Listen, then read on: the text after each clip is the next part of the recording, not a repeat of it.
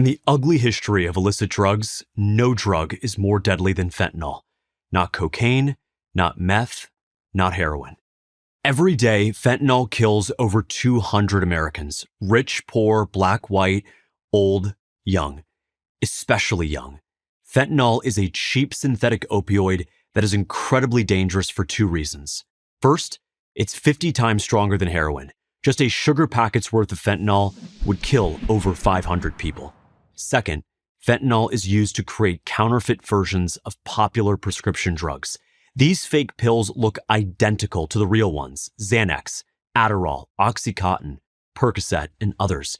You can't see, smell, or taste the difference. Even agents from the Drug Enforcement Administration, the DEA, can't tell the difference between the real pill and a counterfeit one. Fentanyl isn't just deadly poison, it's deadly poison in disguise, and most kids who die from it had no idea they were even taking it.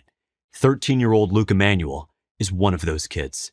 In August 2020, Luca went on Snapchat, a social media app popular for drug sales because messages are anonymous and instantly disappear. He bought what he thought was a Percocet from a dealer. Hours later, Luca was found dead in his bedroom for fentanyl poisoning. His mom, Amanda, said that it was no Percocet. It wasn't even mixed with Percocet.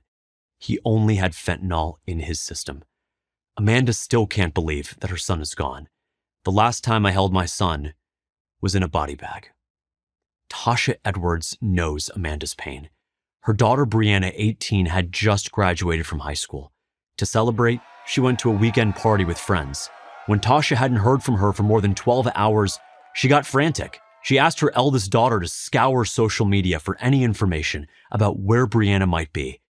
They soon got their answer: an Instagram photo of Brianna with the caption, "OMG, I lost my best friend last night." Later, Tasha found out that Brianna had been offered a pill at the party. She was told it was Percocet, and she and her friend split it. Brianna was dead within hours, but her friend survived. How is that possible? Counterfeit pills are made so sloppily that one part of a pill can contain a lethal dose of fentanyl, while the other doesn't. A lot of people feel like when this happens, it's happening to bad kids or troubled kids or kids who are addicts, Tasha said. My daughter had never popped pills. I didn't even know about fentanyl until I read it on my daughter's death certificate. Mexican drug cartels are responsible for spreading this poison. They create fentanyl with chemical compounds imported from China. They use this fentanyl to give their newly pressed counterfeit pills their potency. These pills are then moved across the border to dealers all over the US. You might be asking, why do the cartels make a drug that kills off many of their customers? The answer is money.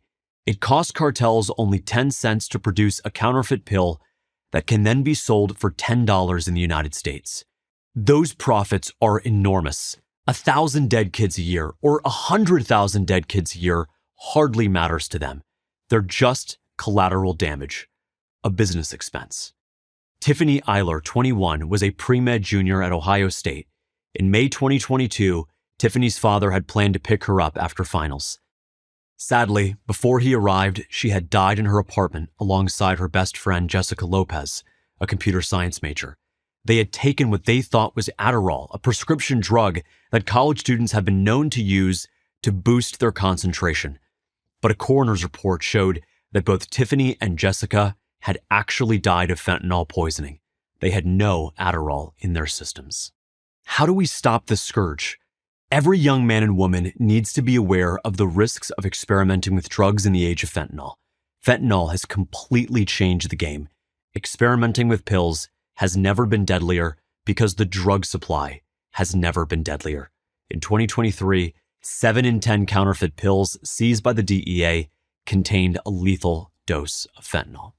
So, do not accept any pill of any kind if it didn't come from a doctor or pharmacist.